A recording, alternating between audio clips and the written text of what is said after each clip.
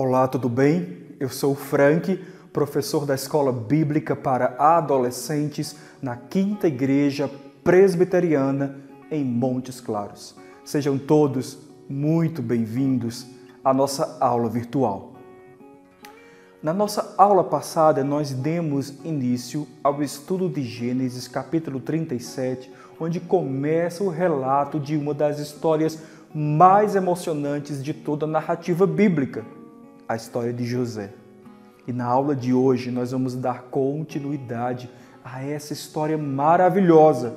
Então, pegue a sua Bíblia e abra em Gênesis capítulo 39. Vamos lá? Na aula passada nós vimos que os irmãos de José venderam ele como escravo a um grupo de ismaelitas que passava ali pelas terras deles. Ao chegar no Egito, José é comprado por um homem muito importante, o líder de toda a segurança nacional. O nome dele, Potifar. Potifar então percebe que o Senhor era com José, porque tudo que José fazia, ele tinha bom êxito, ele tinha sucesso, ele prosperava. Então, Potifar dá a José um cargo de confiança. Ele passa a ser mordomo, administrador de toda a casa de Potifar. Só que o texto também nos conta algo bem interessante nessa história. A esposa de Potifar assedia José. José foge, ele corre e deixa junto com ele a sua capa.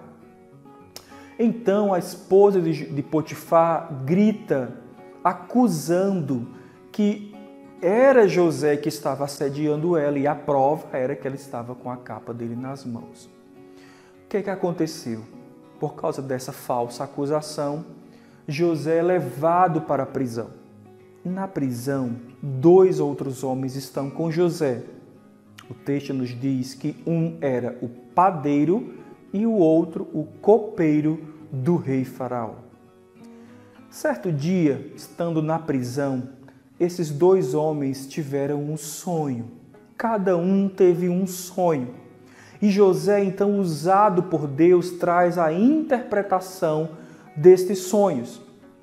O copeiro, ele é restituído do seu cargo, da sua função, assim como Deus havia falado através de José.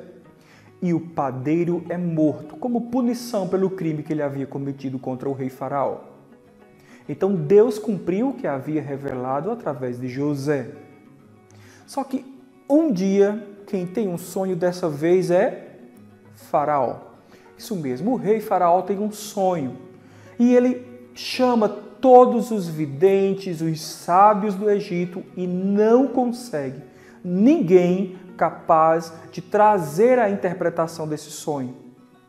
Ao ouvir essa história, o copeiro lembra do tempo que ele estava na prisão e um jovem hebreu interpretou para ele o seu sonho e de fato aconteceu como ele havia dito. Faraó então manda chamar José. José então diz que Deus dará a revelação do sonho de Faraó.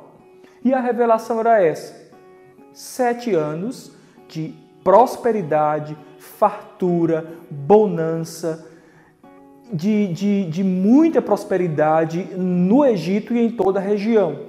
E outros 7 anos após, seguidos, opostos, de seca, de escassez e de muita fome.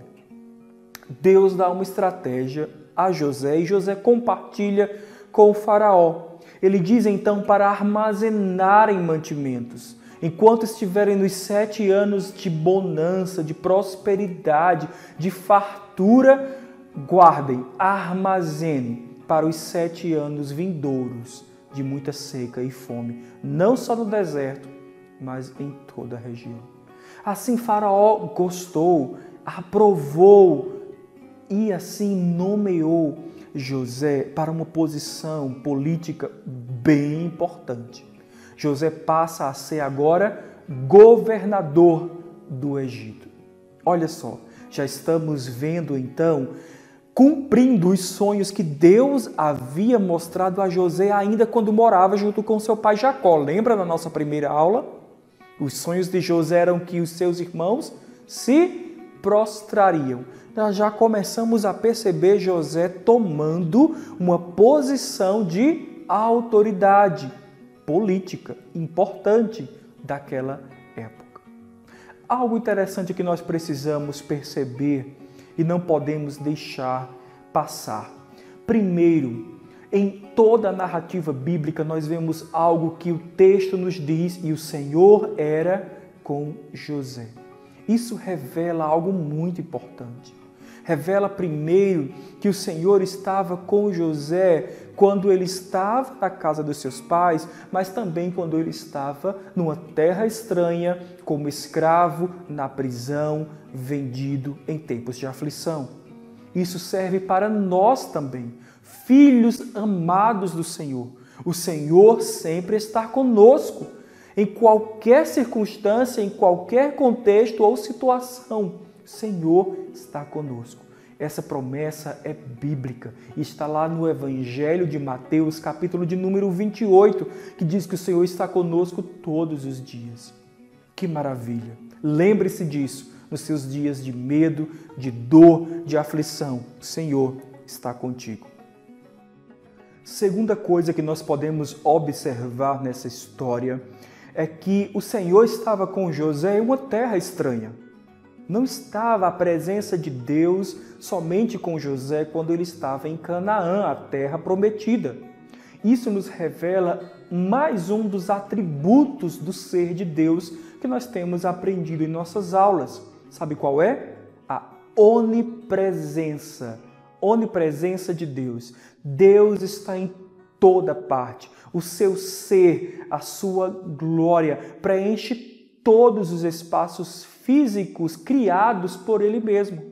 Não há barreiras, não há limites que não possam estar à presença de Deus. Não há barreiras, não há limites para o nosso Deus. Ele está em toda parte. Não há limites geográficos, não há espaços e limites físicos em todo o universo, em toda a criação, onde não tenha a presença de Deus, o Deus Criador.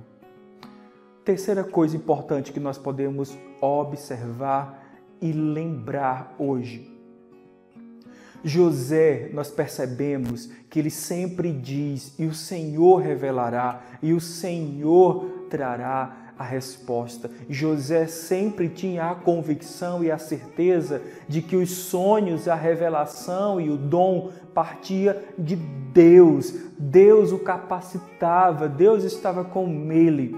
José dava a Deus toda a glória, o mérito era do Senhor. José não queria a fama, o poder e posições para si mesmo, mas ele dava a Deus a glória que ele merece. Isso é fantástico na história de José, a sua humildade, a sua dependência do Senhor. Mas vamos então dar continuidade à nossa história de hoje. Quando Deus usa José ao rei Faraó e levanta José com uma posição política importante, tornando-se então governador do Egito, Deus cumpre assim como havia prometido a José. Chegam os 7 anos de bonança, os 7 anos de fartura e depois chegam os 7 anos de seca, assim como o Senhor havia falado através de José.